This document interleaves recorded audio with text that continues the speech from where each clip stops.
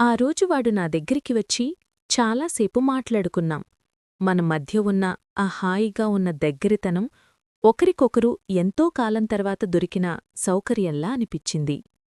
మాటలు నడుస్తుండగా మా మధ్యలో ఏదో మిణుకు వెలుగు కనిపించసాగింది. వాడి చూపులు, నా చూపులు అలాగే కాసేపు ఒకదానిపై ఒకటి నిలిచిపోయాయి. కొంతసేపటి తర్వాత నేను కిచెన్లోకి వెళ్లి కాఫీ చేశాను. వాడికి ఒక కప్పు ఇచ్చి నేను కూడా నా కప్పు తీసుకుని కూర్చున్నాను. మా పేరెంట్స్ వచ్చే టైం కావడంతో వాడు వెళ్ళిపోవలసి వచ్చింది. ఇంతలో వాడు కొంచెం నవ్వుతూ ఇవాళ మళ్ళీ కొంచెం ఆ హాయిని పంచుకుందామా అని సిగ్గుగా కాని స్పష్టంగా అడిగాడు. అదే క్షణం నాకు ఆ హాయికి కోరిక వచ్చింది. కానీ టైం లేదు. నేను మెల్లిగా ఇప్పుడైతే కాదు, మళ్ళీ ఒక మంచి రోజు వస్తే తప్పకుండా అని చెప్పాను.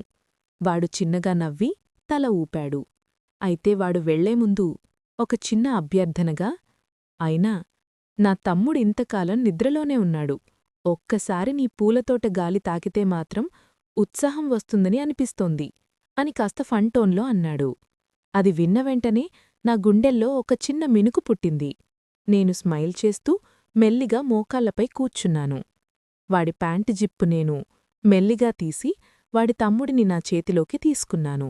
అది నా గాలి తాకగానే ఉత్సాహంగా జాగృతి చెందింది. నేను నా పెదాలని దగ్గరికి తీసుకుని వాడి తీపిని ఒక ముద్దులా తీసుకున్నాను. వాడి శ్వాస వేగంగా మారింది. కొన్ని క్షణాల్లో ఆ తీపి ఉప్పొంగింది. నేను ఆ హాయిని నెమ్మదిగా అంగీకరించాను. తర్వాత నేను నా పెదాలు తుడుచుకుని వాడికి బట్టలు సరిగా చేసిపెట్టాను.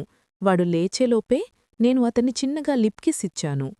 డోర్ దాకా వాణ్ణి తీసుకెళ్ళి చివరిగా వాడు నన్ను బిగించి హత్తుకున్నాడు. అతని చేతులు నా నడుము, పూలతోట పైకి వచ్చి ఆగిపోయాయి.